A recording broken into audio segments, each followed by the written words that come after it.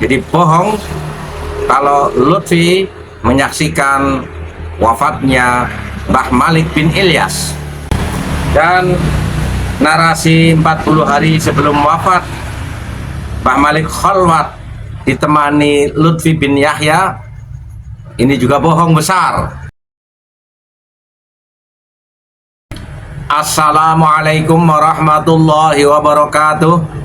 Saudara-saudaraku sebangsa dan setanah air yang kami banggakan, kami perlu meluruskan narasi yang dibangun oleh mukibinnya Lutfi bin Yahya dalam sebuah unggahan channel YouTube terkait dengan kedekatan Mbah Malik bin Ilyas dengan Lutfi bin Yahya, serta cerita tentang seputar wafatnya Al-Maghfurlah Romo Kiai Haji Abdul Malik atau yang terkenal dengan Mbah Malik. Dan kami bertanggung jawab di hadapan Allah Subhanahu wa Ta'ala, apa yang kami sampaikan sesuai dengan kenyataan dan dari sumber pelaku sejarahnya, bukan dobol seperti narasi-narasi yang dibangun oleh para mukibin Lutfi.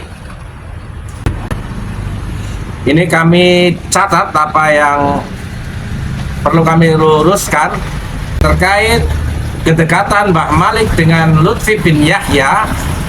Perlu diketahui Mbah Malik orangnya sangat tawadu, menghormati terhadap siapapun. Lalu di framing seolah-olah Lutfi mendapat privilege.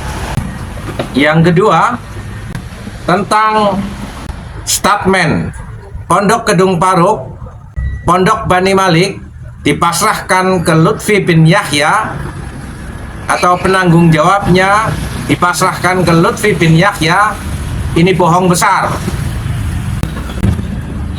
Karena yang dideklar oleh Al-Maghfurlah Mbah Malik sebelum beliau wafat dipasrahkan kepada cucunya, yaitu Al-Maghfurlah Kiai Haji Abdul Qadir, dan beliau pula yang dibaiat sebagai mursyid untuk menggantikan Mbah Malik, bukan Lutfi bin Yahya.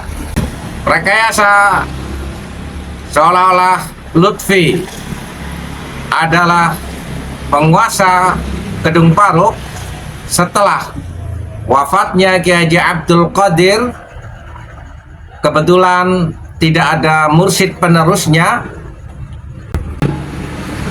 lalu Lutfi bin Yahya membaiat kemursidan kepada adiknya Kiai Haji Abdul Qadir. Beliau adalah Al-Maghfurlah Kiai Haji Said. Karena waktu itu tanpa berpikir panjang dan untuk melanjutkan estafeta dakwah, keluarga tidak begitu teliti. Dan setelah Kiai Haji Said wafat, Lutfi juga membaiat adiknya Kiai Haji Muhammad sebagai mursyid, yang sebenarnya kalau tidak terlalu gegabah, jalur ketorekatannya bisa menginduk ke Sokaraja. Penerus Mbah Ilyas masih nyambung secara langsung. Di luar Mbah Malik masih ada yang pada waktu itu sebenarnya Kiai Haji Abdus Salam Al-Maghfurlah, yang sekarang diteruskan oleh Kustorik. Dan setelah Kiai Muhammad Seda, kami dengar-dengar anak beliau juga diangkat kemursidannya oleh Lutfi. Lalu dari mana hak Lutfi untuk mengangkat sebagai torekot, terutama di Kedung Paruk? Narasi kebohongan lagi, ada kata-kata nggak ada satupun di antara Duriah atau cucunya Mbah Malik mempunyai kedekatan yang melebihi kedekatan Mbah Malik dengan Lutfi. Lutfi ke Kedung Baruk hanya mampir lalu pergi, mampir lagi lalu pergi. Dan cucu kesayangan Mbah Malik adalah Al-Maghfurlah Kiai Haji Abdul Qadir. Itu dibuktikan estafeta kemursidannya diturunkan kepada beliau. Dan cicit yang paling disayangi adalah Ibu Sofia, yang pada waktu kecilnya selalu dibawa dan diberi langsung minum susu kambing segar. Ibu Sofia ini masih sugeng. Beliau ini putra dari Al-Maghfurlah Kiai Haji Abdul Qadir. Narasi yang lebih konyol lagi, bahwa membuat iri para Dzurriyyah kepada Lutfi karena Mbah Malik sangat tekan Lutfi. Tentunya ini sangat berlebihan. Narasi selanjutnya, sebelum wafatnya Mbah Malik hanya mau ditemani Lutfi. Ini pasti bohong. Bahkan Lutfi tidak ngerti ketika Mbah Malik sedo atau ketika Mbah Malik wafat, dan tidak takziah. Narasi yang lebih konyol, gak ada satupun cucu ketika Mbah Malik wafat. Beliau yang mendampingi Mbah Malik ketika pulang ke rahmatullah, yang di sampingnya tentunya adalah cucu-cucu kesayangannya. Yang pertama, Ibu Nyai Fauziah, cucu beliau, dan Kiai Haji Abdul Qadir beserta istri juga mendampingi. 3 orang ini yang menyaksikan Al-Maghfurlah Naza atau kembali ke rahmatullah dengan sangat tenang dan husnul khatimah. Sedangkan putri Mbah Malik, Ibu Nyai Khairiyah, mendampingi ibundanya atau Bu Nyai Mbah Malik, karena beliau juga lagi gerah di ruang sebelahan, karena keduanya memiliki umur yang sangat panjang, di atas 90 tahunan, sehingga relatif secara fisik butuh pendampingan dari putra dan cucu-cucunya. Jadi bohong kalau Lutfi menyaksikan wafatnya Mbah Malik bin Ilyas di luar kamar, dan kamar itu terbuka. Para saudara-saudara, keluarga besarnya, dan murid-murid kesayangan beliau semuanya nunggoni, bahasa Jawane, nungkuli, semuanya bersaksi atas kehusnul khotimahannya Mbah Malik bin Ilyas. Dan narasi 40 hari sebelum wafat Mbah Malik khalwat ditemani Lutfi bin Yahya, ini juga bohong besar. Dari beberapa kesaksian, bahkan mungkin suluk pun Lutfi tidak pernah, karena hanya singgah ke Kedung Baruk, lalu dawir kemana lagi tidak kami ceritakan secara keseluruhan. Tapi yang jelas, Lutfi di Kedung Baruk tidak mondok sebagaimana layaknya santri.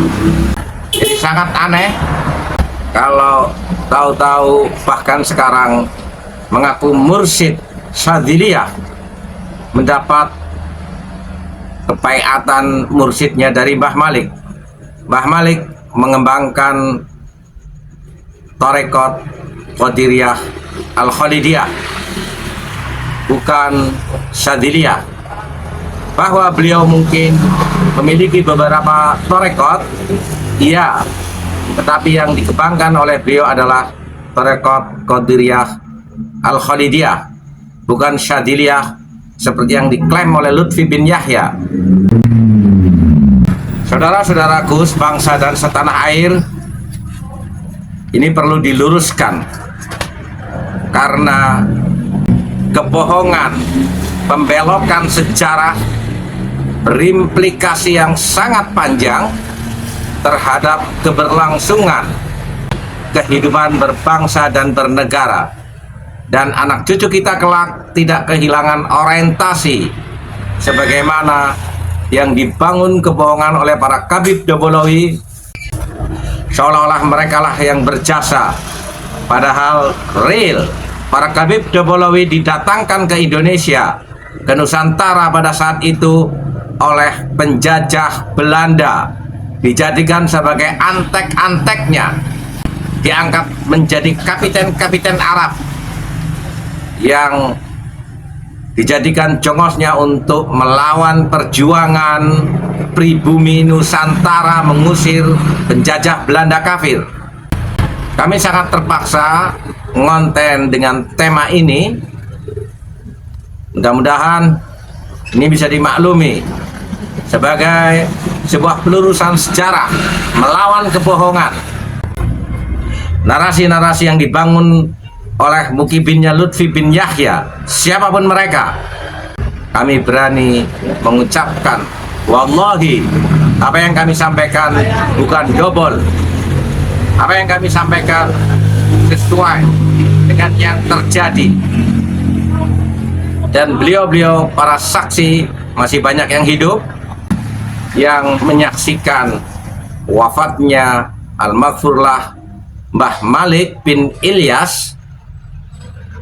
Tidak ada kelihatan batang hidungnya Lutfi bin Yahya. Bahkan di dalam acara-acara haul Mbah Malik hampir relatif Lutfi bin Yahya tidak pernah datang, hanya beberapa kali.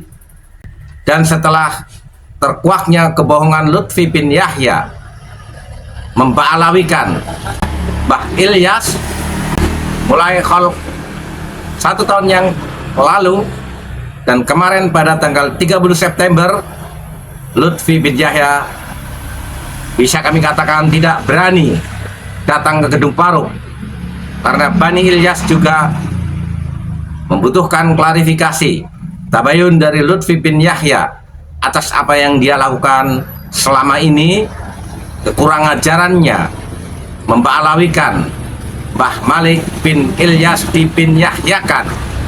Apakah itu etika seorang murid terhadap gurunya? Silahkan para mukibin mikir. Tinggalkan Lutfi bin Yahya sekarang juga. Bersiaplah. Walafu minkum. Wassalamualaikum warahmatullahi wabarakatuh.